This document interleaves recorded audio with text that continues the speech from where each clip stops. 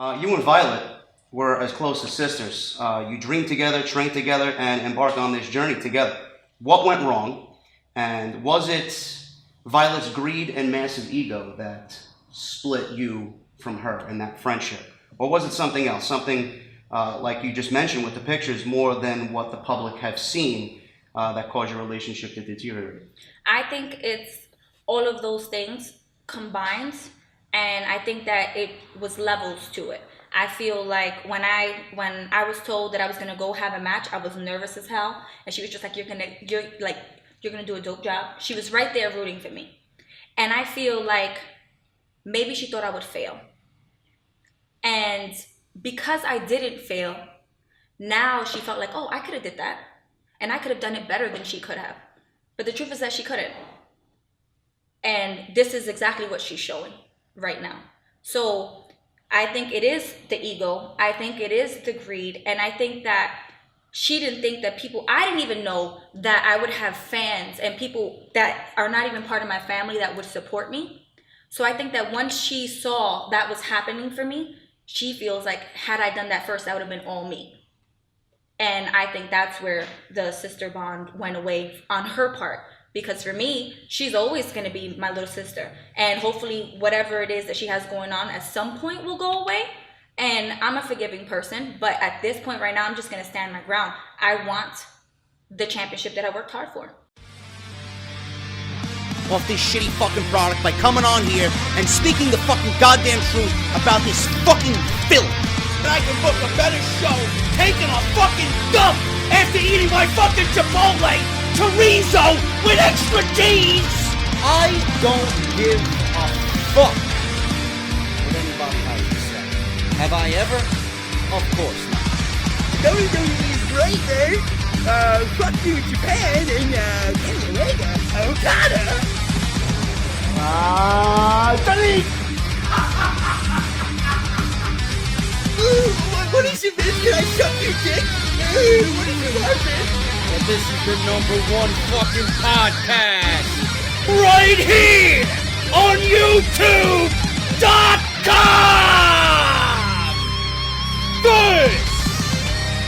This is off the script. I kind of waited a little bit to see if there was more news that would come out about what had happened today. And I really wasn't even planning on recording today. I think I was going to give myself the day off, but it was a pretty newsworthy day, even though I don't have much in the form of traditional wrestling news, rumors, and whatnot. And it was a newsworthy day for all the wrong reasons. Woke up this morning to news of 3 passings in the world of professional wrestling. I'm going to start off with this one, being that it just literally hit my timeline and more news has been uncovered about Grandmaster Sexay, Brian Christopher. Dave Meltzer provided more details on what was going on with Brian Christopher, obviously the son of Jerry the King Lawler. Before his passing, during a breaking news audio update, he said that Brian was in jail for the last 3 weeks after he was charged with a DUI and evading police.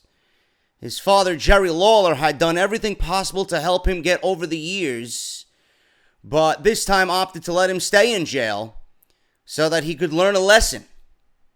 He hoped that this recent jail stay would be a wake-up call for him. As previously noted, his issues date back many years, and the story was that he was fired by WWE in 2001 after being caught with meth and steroids at the Canadian border. Brian hung himself in prison, and I quote this from Meltzer, I guess last night or today, and was pronounced brain dead, Meltzer said. He said that he heard early this morning via text messages from Lawler's friends that he was pronounced brain dead and was not expected to make it. Meltzer noted that Brian would get into trouble in the 90s, and oftentimes it was drug-related. Sadly, he never cleaned himself up despite attempts by his father to help him. I quote, he was on $40,000 bond, And Jerry Lawler has been doing stuff to get him out of things and just felt that he needed to learn a lesson and wasn't going to get him out this time. End quote. He then continued on to say, did Meltzer, Jerry is good with grief. He is a unique person, but still, could you imagine? You have a child. Even if the child does wrong, you're gonna always love the child. He did what he thought was the right thing at the time. He's 46 years old, and he should have grown up a long time ago, and you can't keep bailing him out of trouble. So sad. Brian couldn't handle it in prison, I guess. Whatever it was, he hung himself today. It was like a Von Erich story.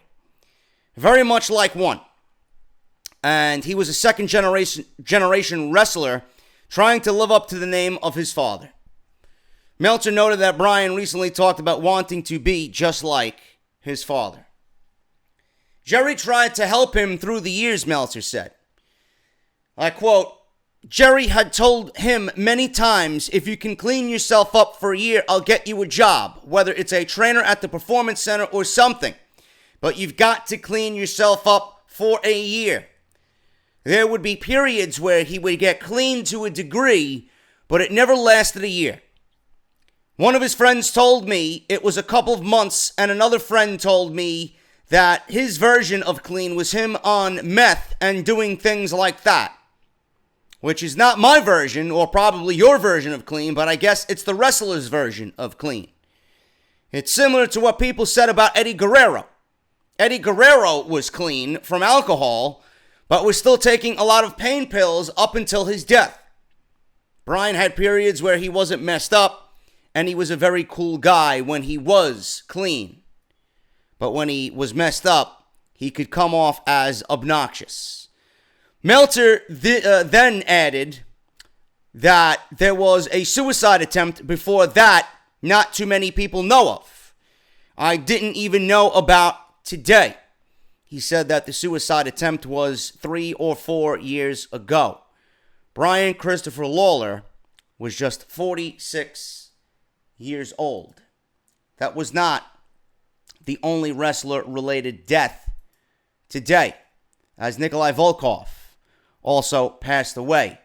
Nikolai Volkoff has passed away, and that was this morning at a hospital in Maryland after being treated for dehydration. Fans may remember him best for his run in the World Wrestling Federation in the 1980s. Volkoff played an anti-American heel and would draw heat before his matches by singing the Russian national anthem.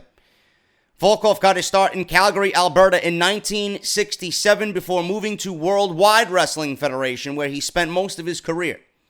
He also wrestled for Vern Gagne, AWA, and Mid-South Wrestling from 1974 to 1980. His last run in the national spotlight came in 1994 when he was brought back to be part of Ted DiBiase's $1 Million Corporation.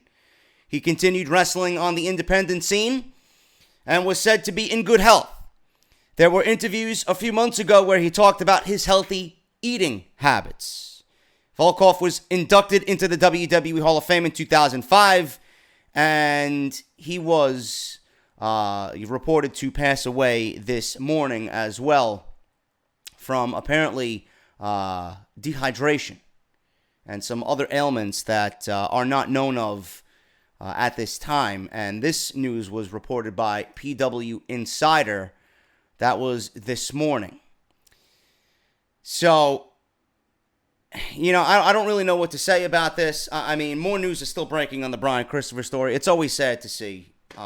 You know, Brian Christopher, I've heard from a lot of different opinion.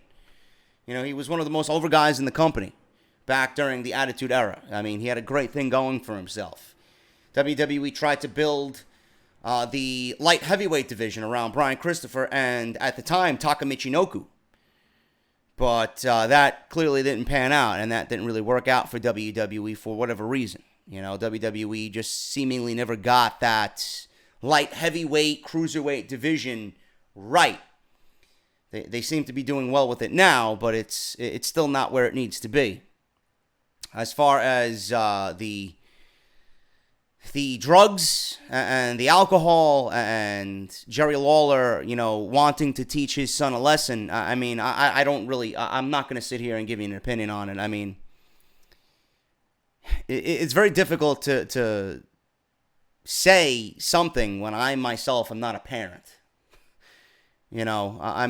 All I can say is if my son was in jail, I would have done everything in my power to immediately bail him out. I would have gotten him out of jail. I would never leave my son in jail for 3 weeks. To me, that's a little fucking ridiculous. Jerry Lawler thought he was being a good parent. He wanted to teach his son a lesson, There are other methods of teaching your son a lesson. I don't think that was the right way to go about it, to be honest with you. But again, I'm not a parent. I'm not Jerry Lawler. I don't know, the whole situation. But, me, honestly, if I'm a parent and my son is in jail for 3 weeks for repeated drug use and alcoholism, I'm not going to leave him in there, no matter the condition, for 3 weeks. Knowing that he's already tried to commit suicide 3 or 4 times already. That's ridiculous. And now he's not here anymore. But who am I? I would never let that happen to my son. The guy was a loose cannon, quote unquote, already. I'm not going to take the chance of him doing something stupid when he's not under my watch. Nikolai Volkoff, I don't really have any other information besides that. I never heard about Nikolai Volkoff being in bad health or anything of that nature. But the Brian Christopher story, I think, hits a lot of us more hard than the rest of them. Not to take away from everybody else that passed away today. Brickhouse Brown, I'm going to be honest with you, I'm not familiar. That's just, me being, I guess not the historian that, when it comes to that type of thing. But, the one thing I heard about with Brickhouse was that he was suffering from, I think, prostate cancer or colon cancer, something like that. Fuck the C word. But Brian Christopher, 46 years old, man. 46 years old. Such a young age. And I can't really sit here and condone leaving, especially if it's my son, in jail for 3 weeks. I don't know, man. I just don't know. There's not much news today. I got one big story on CM Punk. But other than that, not really how I wanted to start Sunday's episode of Off the Script. So my condolences go out to all 3 families right now, man. I don't like to ever hear about a wrestling-related death because it's a sport that we hold so close to our hearts and that we're so involved with. So, it's just a sad day in the wrestling world, and my condolences go out to everybody. If there's any more news, I'll keep you guys posted on what I hear and come across. So, thoughts and prayers go out to everybody, man. What you guys seen in the opening of this show was episode 2 of Cutting Corners, man. I told you I was going to come with episode 2, and that's exactly what we did. We're hearing feedback. We're taking feedback. It's going to be bigger and better than ever, man, as we get on with this. It's still trial and error, but I absolutely love to sit down with Miss Sonya Strong, man. The beautiful Miss Sonya Strong, House of Glory's queen. She is vying for the House of Glory Women's Championship, hopefully relatively soon, which is now currently held by Violet, who holds the House of Glory Women's Championship hostage. So, we got High Intensity 7 coming up on August 17th, and Sonya is going to finally get her hands on Violet after so many months of mind games.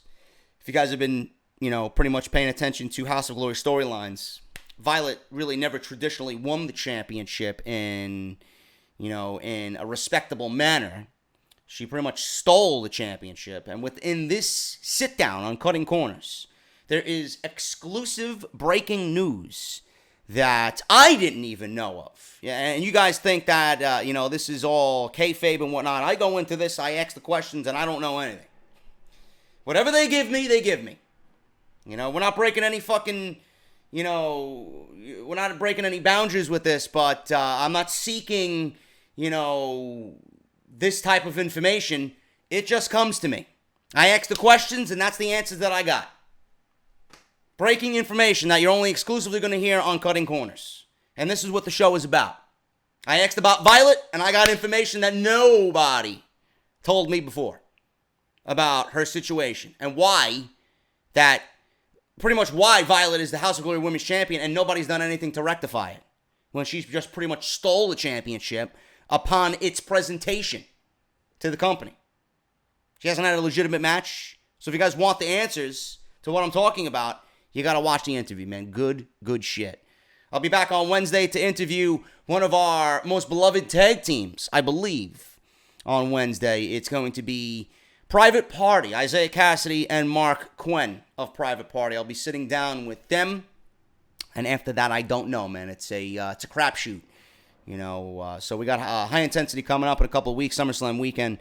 And next weekend, I will be announcing a meet and greet, SummerSlam weekend. So if you guys are going to come on out to SummerSlam weekend here in New York City and you guys want to hang out with me and have a cold beverage, I will be choosing a bar that is literally a 3-minute walk from the Barclays Center. And we're going to have a meet and greet on Saturday, NXT Saturday, early in the afternoon. So if you guys want to come on out, you guys got to watch Off the Script and find out where it's going to be. So keep an eye and an ear out for that. But Cutting Corners, House of Glory's YouTube channel, please go over there. Support the video. Leave me a comment. Leave a like rating because it does help out the video in the search engine. And let me know what you guys think of Cutting Corners. Episode 2 up now with Miss Sonia Strong. Follow me on social media at JD from NY206. Hit that subscribe button down below. Turn on that bell for all notifications, man. Hopefully by the middle of this week, I will be at 95,000 subscribers, man. I'm getting itchy. My palms are getting sweaty and itchy because I'm getting close to 100,000, man. This is a long time coming, and I'm so fucking proud of where I was 3 or 4 years ago and the struggle that I went through and the sacrifices that I made to get here. And it's slowly becoming a reality. So if you guys want to help out the channel, man, spread the word of Off the Script and get the word out there, man. Word of mouth is probably the best way to go about it. But thank everybody for all your support. Off the Script is doing awesome this weekend. If you missed parts 1 and 2, we talk about Brock Lesnar not wanting Roman Reigns at SummerSlam. That was part 1. And we talk about Shinsuke Nakamura. And we talk about AJ Styles. And we talk about Luke Gallows and Carl Anderson possibly going back to New Japan Pro Wrestling.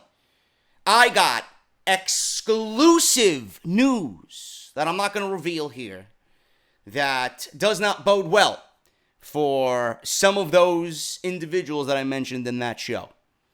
On part 2, we mentioned 4 names. I'm not going to reveal my source. I'm not going to tell you who texted me personally about what is going on in part 2. But some of those names are most likely 100% headed back to New Japan Pro Wrestling. You heard it here first.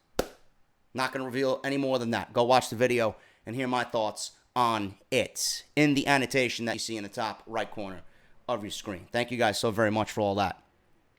If you want to support the podcast, man, we got several ways to do that. Barbershopwindow.com/offthescript. Get your t-shirts now. 15 designs. If you're going to show up in Brooklyn, you're going to come out and hang out with me, man, and have a cold beverage, you better be wearing one of these motherfucking t-shirts. I'll tell you that right now. Barbershopwindow.com/offthescript. Harrys.com/script for your free trial shave set. A blade, a handle, a shaving gel, and a protective case, all for free. All you have to do is pay the shipping and handling, man, and it'll be right in your mailbox. Harrys.com/script. Great way to support the show. Audibletrial.com/offthescript. Over 200,000 choices to choose from. And you guys are going to get 1 month free of their service. You're going to use your app on your phone or your iPad or your tablet. You're going to download the app. You're going to sign up. And you're going to browse Audible service for free for 1 month and then get a free audiobook just as a thank you for signing up. And here's the best part. If you guys don't like Audible, you guys can cancel within the 30 days and keep your audiobook for free. If you guys have already signed up, give the link to somebody, man. A friend, a family member, your girlfriend's folks, a colleague at work, a classmate in summer school, because I know some of you goons are in summer school, man. So make sure you guys give the gift of Audible if you have not done it yourself. Audibletrial.com/offthescript. And I want to thank all the patrons. Thank you guys for coming on out and supporting through Patreon. Patreon.com/JD from NY206. You guys want an off the script retro review of the 1993 King of the Ring? It is on there now, man. An extra hour of audio. I'm going to be doing something again this week, hopefully. I got to sit down and watch one of my all-time favorite pay-per-views. I don't know what it's going to be, but I'm probably going to do, being that we got SummerSlam coming up, I'm probably going to do one of my favorite SummerSlams of all time. I think I'm leaning towards the 2002 SummerSlam, and either that SummerSlam or the SummerSlam with Lesnar and Punk, because that match was fucking fantastic. So it's either going to be one of those two SummerSlams. So we'll figure it out, and you guys will see it on Off the Script Retro, patreon.com/JD206. And you guys can sign up for $5 or more a month and get Off the Script Retro, just like you see it here, man. Instead of doing news and rumors every week, we're going to be covering old school WWE. Thank you guys so very much, man. I do have an unboxing, and I want to get this out of the way.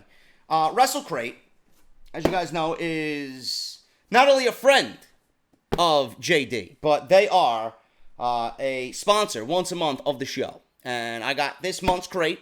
This is going to be July's crate. I'm going to open it up here, man.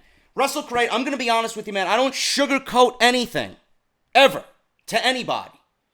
Now, you guys know who I work with. Harry's, Audible, Barbershop Window, Pro Wrestling Tees. I don't put my name to something if I don't believe in it and I don't use it. But I'm going to be honest with you, man. WrestleCrate has suffered. There are other crates, there are other subscription services that are getting better, and if not already better, than what WrestleCrate started. WrestleCrate was one of the first, if not the first crates that there was for pro wrestling fans. And they have not done a good job lately. And the last crate that I unboxed here, I was very disappointed in. In fact, the UK crate that they got is better than the US crate. So I'm hoping that they kind of rectify themselves here. I don't know what's in here yet. I didn't open it. I didn't peek inside. But I hope that it's better than last month.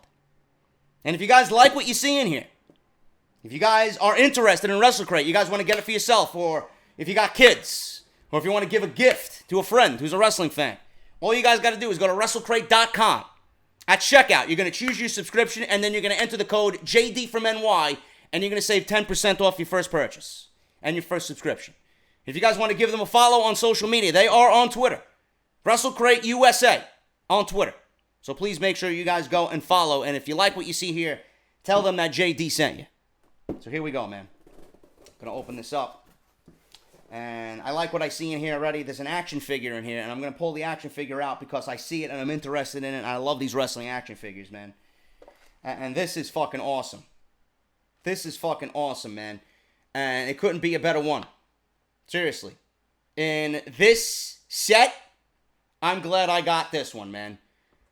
Those old school WWF figures that I still have, and they are in pretty mint condition. And this one is Sami Zayn, man. You remember those old school figures? These were fucking awesome and a collectible. I got them hanging up right there, where my old desk used to be. I got the Giant Gonzalez, I got Mr. Perfect, I got Yokozuna, I got The Undertaker, Shawn Michaels, Razor Ramon, Doink, Bam Bam Bigelow, Lex Luger. Now I got Sami Zayn, but I'm not going to open it like I had opened those other ones. But this is awesome. Sami Zayn, old school WWE action figure here, man. That is awesome.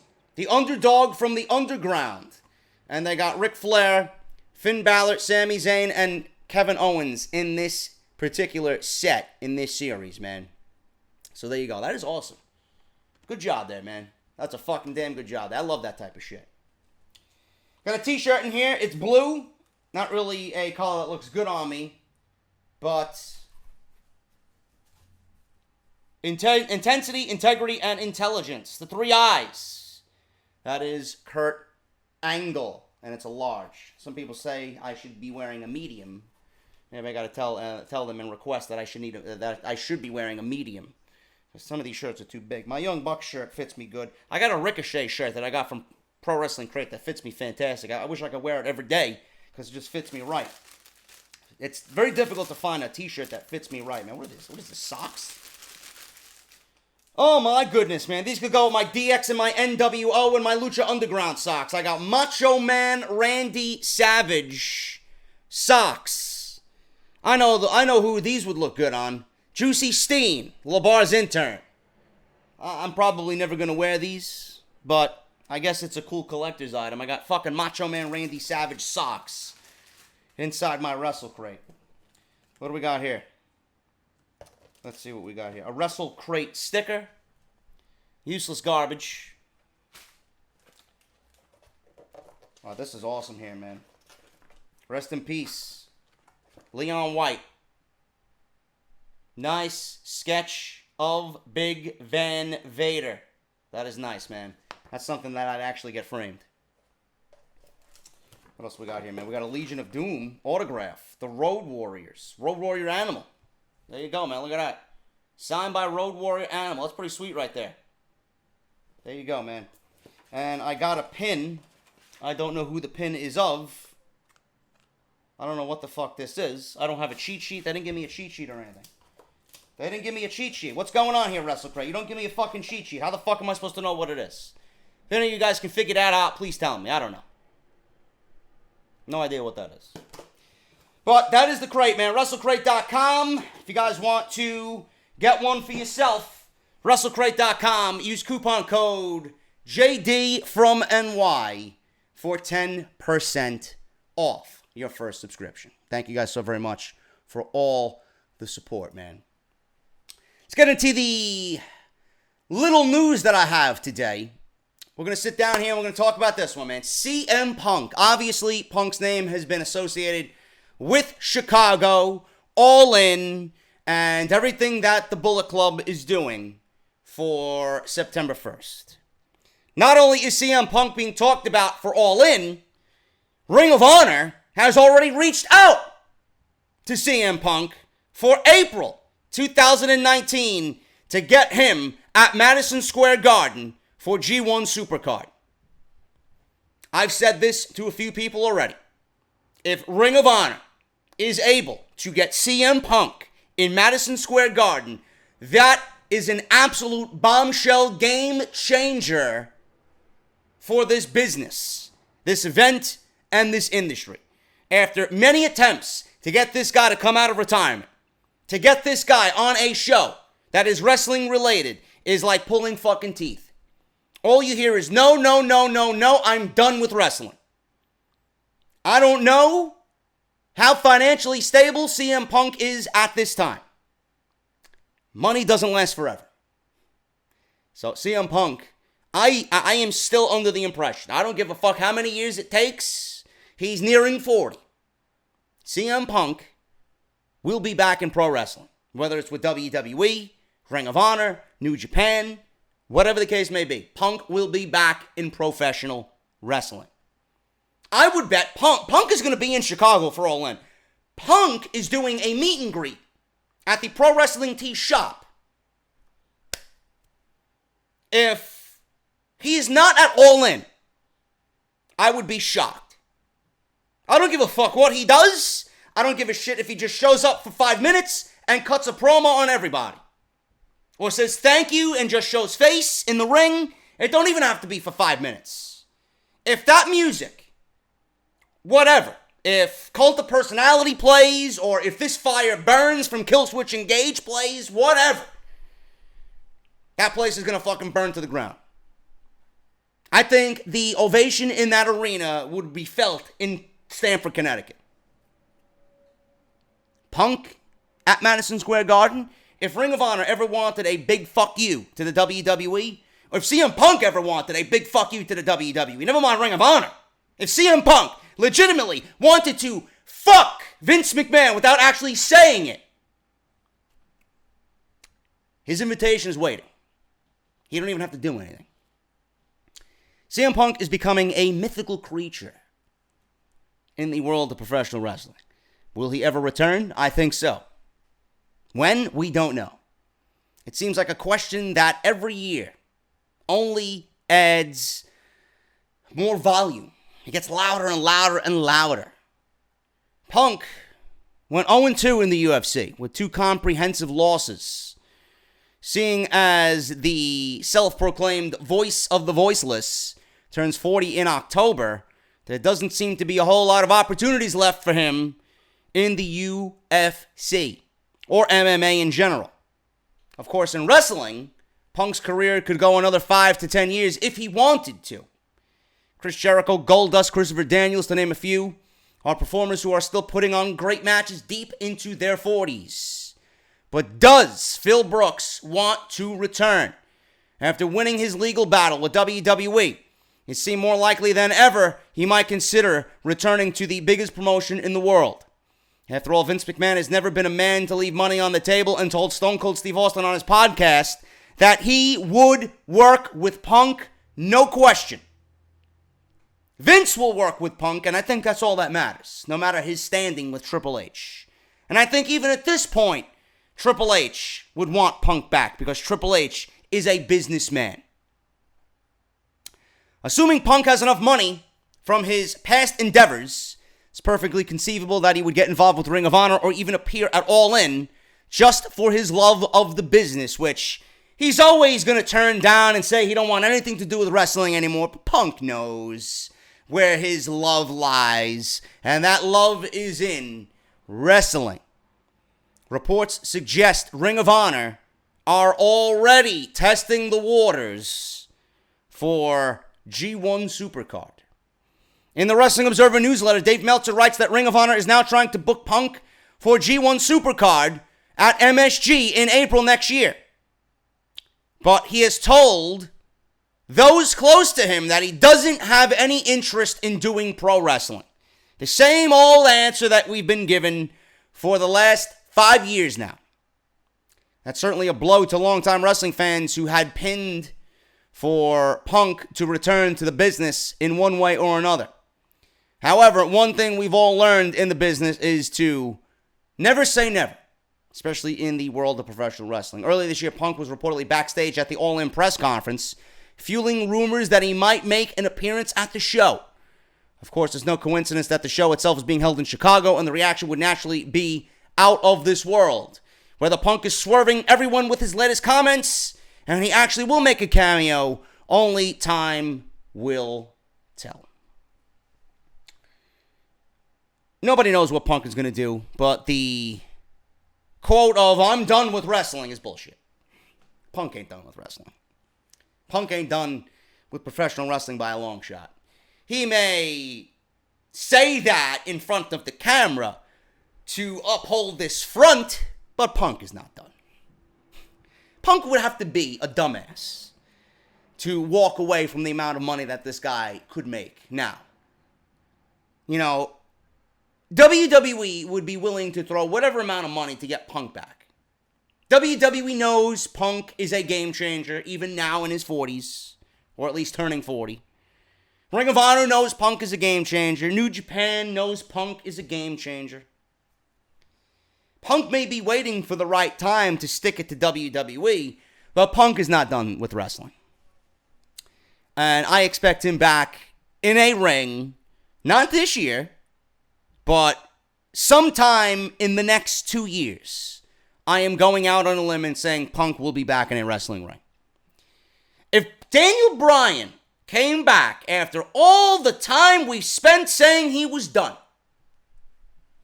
I am not putting it past CM Punk coming back to professional wrestling. WWE could make a boatload of money with Punk back.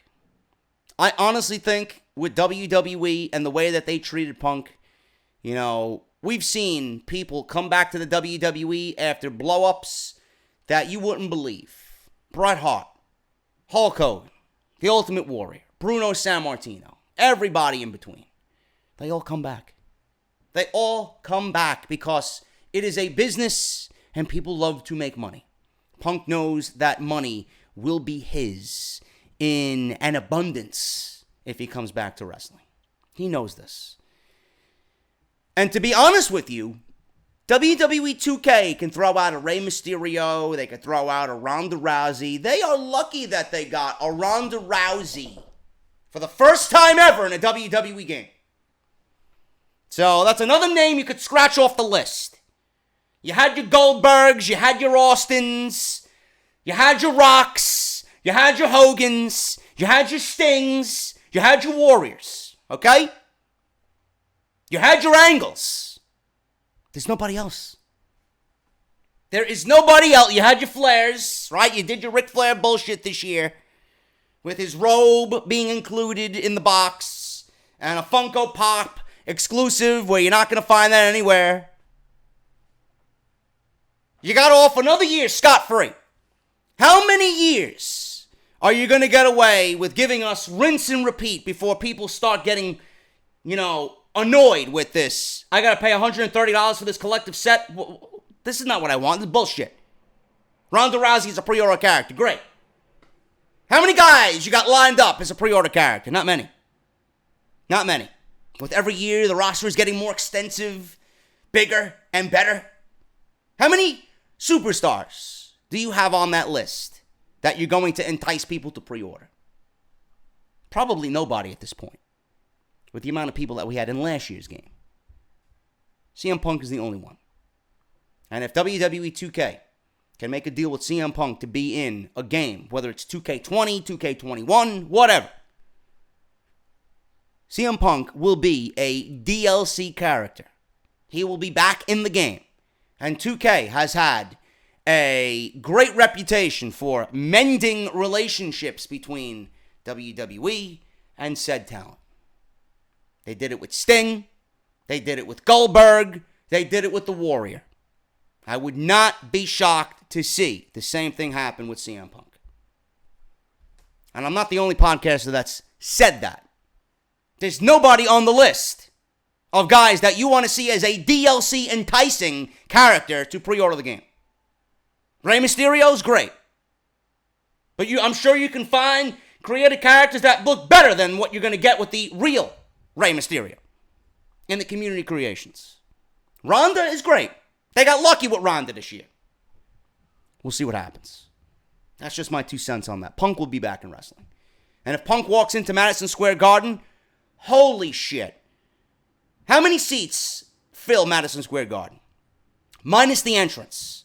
With the entrance included in the walkway and the ring, you're probably looking at anywhere between 17 and 19,000 people in Madison Square Garden. New Japan does not need, or Ring of Honor New Japan does not need Punk to sell out G1 Supercard. They will sell out every seat in that arena. But if Punk wants an easy payday, if Punk really has all this pent-up animosity towards WWE, there is absolutely nothing greater as a fuck you than to walk into Madison Square Garden. But then again, you got to be careful if you're Punk. Because if you do that, you may end up, I don't know how many bridges or how much of that bridge is burned with WWE, but if you show up there, your bridges may be burned to the ground and never rebuilt again with WWE. So you got to be careful.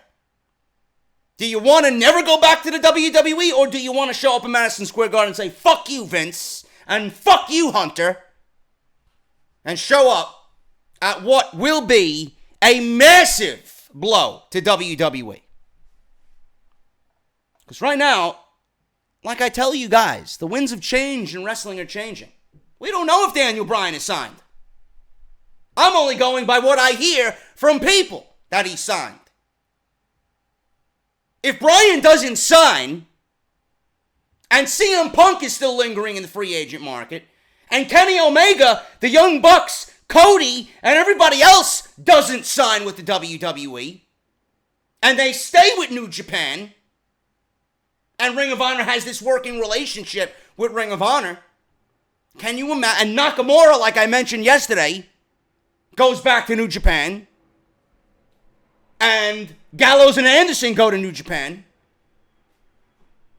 We may be on the verge of another wrestling war.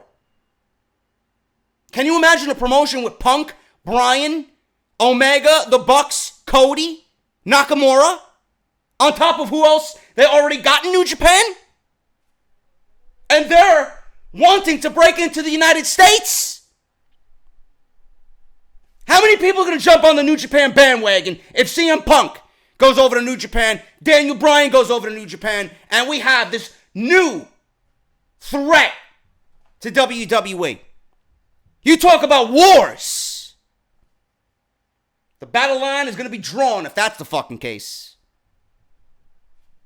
They themselves, this is if they want it. This is if they want that freedom away from the corporate machine that is WWE. Unbelievable. We could be on the verge of a new global wrestling war if Punk and Bryan themselves come together and force WWE's hand. This is a great time to be a pro wrestling fan. It's an even better time to be a pro wrestling athlete, superstar. The amount of money that these companies are going to be throwing at these guys is ridiculous. If New Japan is set to sign Nakamura and the club and AJ Styles away from WWE, how serious do you think they are about competing with WWE within the next 5 years? This is a great time right now. You know, Punk may say, I don't want to go back to professional wrestling, but I don't think Punk knows the power that he wields, personally. I think, being that the shit that I hear about Phil Brooks, I think he does know the power that he does wield. He's going to say, I don't give a shit. I'm going to stay home and fuck my wife and take care of my dog and just chill. I'm going to relax. People still talking about me now. I don't even have to lift a finger. I don't think Punk realizes really how much power he wields in this industry. And with one move, he could change literally everything. He's the only name left that has any significance in the free agent market right now. I'm not talking about the Omega, the club. I'm not talking about that shit. I'm not talking about Young Bucks. I'm not talking about anybody like that. Legitimately, a guy that has ties to no one. This guy could change everything with the snap of a finger. It's going to be interesting, man. All eyes are continuing to be on CM Punk, and they will continue to be on CM Punk. But if he shows up at G1 Supercard, holy shit, I think the internet would fucking burn to the ground. Honestly. We'll see what happens, man. It's going to be an interesting time for professional wrestling. What's going to be an interesting time is when SmackDown Live has its 1,000th episode. As long as it's not like the 25-year anniversary show from Monday Night Raw, which was fucking god-awful. Outside of that opening segment with Steve Austin, show was disgraceful. The Raw 25th anniversary show was in January. It was the highest rated WWE show in years. Not because of what they are doing now, but because Stone Cold opened the show. And WWE hopes to get similar ratings in October when they celebrate 1,000 episodes of SmackDown Live. PW Insider is reporting that preparations have begun for the 1,000th episode celebration scheduled for October 16th this year. There's not much known, but the company is working on preliminary ideas. Presumably, this would mean that several superstars associated with the show will be invited to appear. The SmackDown name was coined after, obviously, The Rock said the word in one of his promos in 1999. Later, The Rock would routinely call it his show. The show started in April of 1999 as a one-off special on the UPN network, UPN Channel 9 here in New York City. The network decided to bring it back as a weekly show on Thursday nights in the fall of that year, and the rest is history. The show became part of the CW, Channel 11 here in New York City in 2006, and then My Network TV, which I think was Channel 9, or is still Channel 9, I don't watch basic television, in 2008. Before moving to NBC Universal on Sci-Fi in 2010 and then to the USA Network in 2016. Now it's a live show on Tuesday nights and it will move to the Fox Network in October of 2019. The show will thankfully remain live. Listen, I don't have any news on this. All I will say is this, as long as it's not like Raw 25. Because that show was god-awful. God-awful. You want to build for the 1,000th episode of SmackDown Live? Make it a wrestling-heavy show. Have your guest appearances. Get The Rock. Get JBL. Whomever was a huge presence on SmackDown Live. Whatever. I want it to be a pay-per-view-esque show. The nostalgia bullshit is a tired act, and I don't really care for it nowadays. I don't care for it. Get The Rock. That's all we need. Maybe they're saving Hogan for this show. I don't know. Maybe we'll see Hulk Hogan return to television on the 1,000th episode. I would bet my money on it. Hogan is back in the Hall of Fame. He's back, quote unquote, in the good graces of some. But if we don't see him on television, people are rumored to say, or reporting rumored that Hogan's going to be part of the main event of SummerSlam. Ryan Satin even predicted that Bobby Lashley was going to be in the main event with Brock Lesnar and that Lashley was going to win the Universal title with Hogan as a special guest referee. And then Hogan was going to usher in the age of Bobby Lashley as Universal Champion. And that symbolism there with everything. Hogan and then Bobby Lashley being one of the few black WWE champions in the company. Raising the hand of Bobby Lashley as he wins the Universal Championship. Please, God, no. No. I'm sorry. Not going to happen, but also don't give WWE any stupid ideas. I guarantee you we see Hogan on the 1000th episode. If I'm a betting man, when do we see Hogan return? There you go. Hogan had more to do with SmackDown Live than he did with Monday Night Raw. We'll see what happens, man. But the 1000th episode, I would make wrestling heavy, storyline driven. A number is just a number. You're celebrating 1,000 episodes. Great job. You don't need to stray from current storylines to have a good time.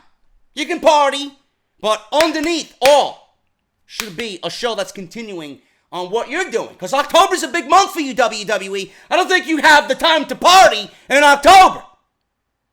You got your Australian Super Show that you're building for 100,000 people. You got Evolution happening in October. So October's going to be a big month. There's not going to be any room to party. Maybe a drink or two, but don't stray from what you got to do. You still got to deliver quality television. That's all I'm going to say about that.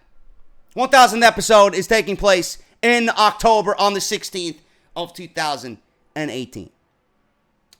Something that I've been asking for years now is for WWE to revamp their pay-per-view calendar. It needs to have bigger named shows. Shows that are of vast importance. Tired of the gimmick pay-per-views. Hell in a Cell, gotta go. We got TLC, gotta go. Money in the Bank, gotta go. Simple as that. Tired of these gimmick fucking shows. Oh, it's October, we're gonna see Hell in a Cell. I want Hell in a Cell to go away. All because we see the month of October doesn't mean we need to see Hell in a Cell. All because we get to June, that doesn't mean we need to see Money in the Bank. I want themed shows that go according to the month. Halloween Havoc. Halloween Havoc could be a big show. Bash at the Beach could be a big show. The Great American Bash should be a staple in the summer. King of the Ring. Everybody's raving about the G1. Why doesn't WWE do something like the G1? Or at least bring back the King of the Ring. Instead of 8, make it 16. You got all this time to bring back King of the Ring. What have you done this summer that is of great importance? Nothing. King of the Ring qualifying matches would give matches meaning. The King of the Ring tournament on pay-per-view, being that we got 5-hour fucking shows, could take place during the entire show. The entire show would have meaning. And what does the winner get? Whether he's on Raw or SmackDown Live, a guaranteed number one contender for the main event of SummerSlam. Mind blown, WWE creative. What a concept! Halloween Havoc would come around. Halloween, October, it goes hand in hand. We don't need to see Hell in a Cell. Why? Because the name or the word hell is in the name of the show, and it'll be great for October. I don't give a fuck. Who cares? The Hell in a Cell does not need to be showcased every year. It's a dead gimmick. And it's sad that I'm saying that. You don't even live up to the name Hell in a Cell anymore. We don't see blood. We don't see brutality. We don't see people risking their lives inside Hell in a Cell anymore. There hasn't been one feud that warranted anyone being inside Hell in a Cell. And on top of that, I don't want to see 3 Hell in a Cell matches in one night. You talk about overkill. The last Hell in a Cell match that was great was the Usos and New Day. They actually were creative inside the structure. Other than that, I didn't give a fuck about anything on that show. And no, Sasha and Charlotte did not belong inside Hell in a Cell. A clear political agenda just to say, the women can do it, and there you go. If the men can do it, the women should be able to do the same. No. I don't want to see Sasha Banks soaking wet at 110 pounds inside a Hell in a Cell. I'm sorry. I'm not on that boat. WCW pay-per-views could be coming back to WWE. Starrcade was another one. Starrcade should be a December yearly pay-per-view. WWE did do Starrcade, but instead of doing Starrcade and making it a traditional pay-per-view, they built a house show around it and made it into a pay-per-view that nobody, unless you were in attendance there, could see it. It wasn't on the network, it wasn't filmed for a pay-per-view, nothing. Nothing. It looks like WWE has more plans for the Starrcade name. If you recall, WWE revived Starrcade in November last year at the Greensboro Coliseum in Greensboro, North Carolina. Last week on 7/17/2018, WWE filed a trademark for Starrcade, and the filing states that it is for the following: entertainment services, namely the production and exhibition of professional wrestling events, providing wrestling news and wrestling information via the internet, a global computer network, or a mobile app, providing sports entertainment information regarding ongoing programming via the internet, a global computer network, or mobile app. Entertainment services, namely a production and distribution of programming featuring wrestling rendered through the media of television, cable, satellite, radio, telephone, and broadband systems, and via the internet and portable and wireless communication devices. Last year's show did not air on the WWE Network, as I stated, but it was one of the most buzzworthy live events of the year because they brought back some WCW names, namely Arn Anderson, Goldust as Dustin Rhodes, etc. They catered to fans that grew up watching Mid-Atlantic WCW wrestling in the 80s and 90s, and it will be interesting to see if they plan on streaming this show this year. Don't stop at Starrcade. Bring me Halloween Havoc in October. Again, Bash at the Beach, the Great American Bash. You know, WWE has the use of the King of the Ring. Bring back King of the Ring. I can't stress this enough. You want to give me fucking tournaments all year long, and you're leaving out the biggest one that could be detrimental and a great way to build storyline on television. I don't like when a match doesn't have meaning. It's okay once in a while, but I want matches to have a fucking meaning. King of the Ring would give you matches with meaning spanning the entire summer. Please, make your television worthwhile. Give me something that I actually legitimately want to go out of my way and watch. Do you know how badly I want to have that feeling again of, fuck, if I miss Monday Night Raw, I fucking hate myself. Man, I miss Monday Night Raw. I missed the first hour of Monday Night Raw, man. What the fuck am I going to do now? You know? I get into a sense of panic when I'm not home by 8 o'clock. No, I don't give a fuck if I miss the show. It's on DVR. I don't give a fuck. Or if I'm watching it live, boy, do I wish this show was over after 1 hour. I don't give a fuck about this show at all. I have to sit here after the show is over after 3 hours and talk about it for another hour. What you think is an easy thing to do weekly. The fuck out of here, man. Anyway, WCW themed pay-per-views coming back, man. It could only benefit WWE. Their calendar right now is in shambles. There's nothing important outside WrestleMania, Rumble, SummerSlam, Survivor Series. Nothing speaks to me as I have to watch this. Rumble. Elimination Chamber. You can take that, you could actually change that to No Way Out. Seriously. No Way Out, Elimination Chamber, it goes hand in hand. You don't need to name it after the fucking structure. Royal Rumble, No Way Out. Nothing in March. Because March needs to breathe into WrestleMania. Then you want to go to May. I don't know what you do with May, but you could give me Backlash. You could give me something that used to be of the old days, maybe Armageddon. Something. Nothing that has a theme to it. Backlash probably is right. Just continuing over and bleeding on from WrestleMania. Then you get to June.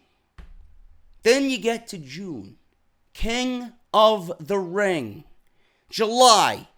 Bash at the Beach or the Great American Bash, whichever you guys want to choose. August, SummerSlam. September, Night of Champions, which was a great concept and WWE went away from it. October, Halloween Havoc. November, not King of the Ring, I got King of the Ring on my mind. November, Survivor Series. December, Starrcade. Why? Because it's not a WWE inspired name or a WWE product. You own WCW. What difference does it make? Everything that you bought from them is now a WWE property. Make it important. I would be a happy man if that was the case.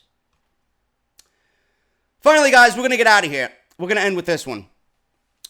Everybody that watched Extreme Rules had something to say about the Seth Rollins-Dolph Ziggler match and how the crowd hijacked the match. There was even a video on social media where you could see Rollins and Ziggler talking about the match midway through, about how WWE took the clock away and it made things worse. They should have just left the clock up. That went viral. Now Seth Rollins finally reveals, after a month, how he felt about the crowd during his Extreme Rules match. At the Extreme Rules pay-per-view earlier in July, Dolph Ziggler put his IC title on the line against Seth Rollins in a 30-minute Iron Man match. Should have been 60, but WWE nowadays doesn't do anything the way they should. The match, which was actually underwhelming, in my honest opinion, just by the way it was booked, was completely overshadowed by Pittsburgh's crowd. Constant counting down of the clock that was on the big screen. Someone in WWE production probably, they're counting down the clock, man. They can't be doing that, man. We gotta take it away. Fuck Pittsburgh, man. They don't like, Wood. You know it was him. You know it was fucking who I actually seen walking through the Talent Hotel, man. I should have took a picture, man. It would have went viral. But I'm not going to go up to Kevin Dunn. Hey, Kevin Dunn, can I take a picture with you, bro? So who the fuck are you, you know? But someone in WWE's production truck actually took the clock off the screen in an attempt to help. But all it did was make things worse. The crowd started counting down at random points in the match instead. In fact, this seemingly upset Ziggler and Rollins a bit, who could be heard discussing the matter, like I said, in the middle of their match on TV.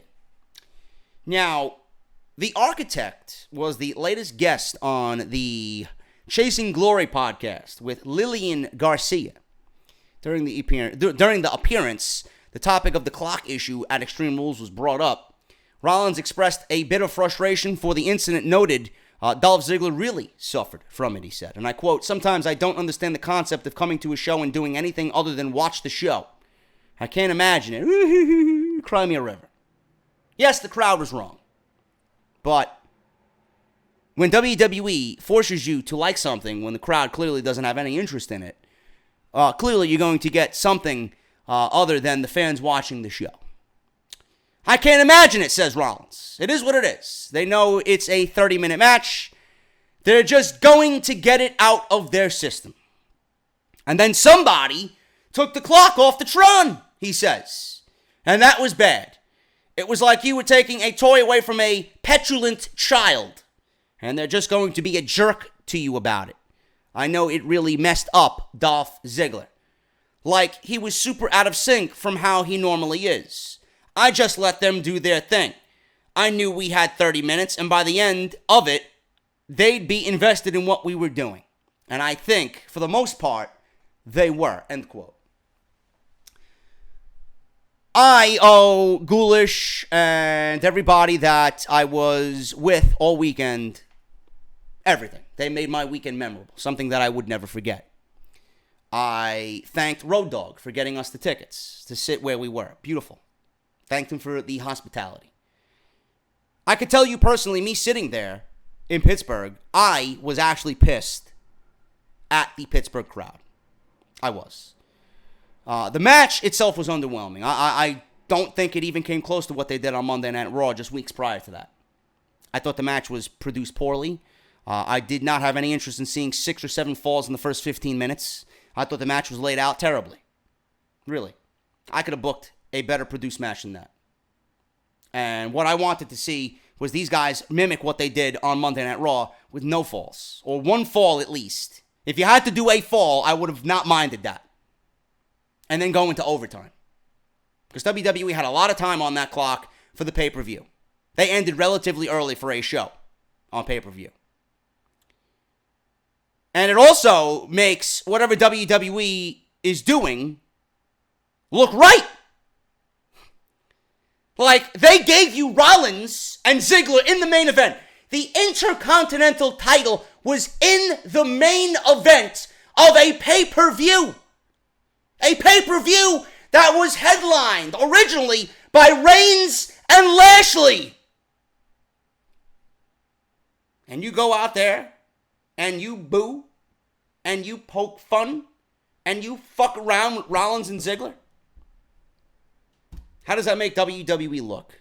Well, how does that make you, the fans, look for doing it to Roman, but complaining when Rollins is having the same treatment? So now when Roman gets booed, right, now it's going to be disrespectful because it's disrespectful to Rollins. It should be disrespectful to Roman too, right? Look how stupid you people made yourself look. You just completely went against everything that WWE is doing. Against the wrong man. If it's happening to Roman, it shouldn't be happening to Rollins. Now that it's happening to Rollins, it's wrong. Right? No. It's going to be wrong to Roman now, too. They don't think, but the fans wanted to have fun. Now your fun cost you. You look like a bunch of blithering idiots. Good job, Pittsburgh. Good job. So now when it's disrespectful to Rollins, now we got to hear, oh, it's not disrespectful to Roman now? Oh, you're a hater. If it's disrespectful to Rollins, it's going to be disrespectful to Roman. It's only fair. And you caused it all. And I'm getting out of here. Thank you guys very much for everything, man. Again, please follow me on Twitter, at JDFROMNY206. Hit that subscribe button down below. Turn on that bell for all notifications. If you missed anything that I uploaded previously this week, it's going to be in the annotation that you see in the top right corner. Cutting Corners is live on House of Glory's YouTube channel. That will also be linked there. It'll be the first thing that you see. Go and check it out. Leave me some support and support House of Glory. Subscribe to the YouTube channel. The only way you can see Cutting Corners is exclusively on House of Glory's YouTube channel. So please go and check that out. Thank you guys so very much. Patreon.com/JD from NY206. If you guys want to support the show by other means, barbershopwindow.com/offthescript, harrys.com/script, and then audibletrial.com/offthescript. Next week, we're going to reveal the place for the exclusive meet and greet SummerSlam weekend on TakeOver Saturday, man. Just to give you guys an idea where we're going to be, so you guys can make the proper accommodations and come on out, man. So hopefully I will see you all there. That'll be announced next week. Thank you guys so very much for everything this weekend, and I will see you guys tomorrow for Monday Night Raw and another fucking 36 announcements for WWE Evolution and how historic it is. You know what would be historic? If Monday Night Raw actually ended up being a damn good fucking show. That's what I call historic. I'll see you guys later.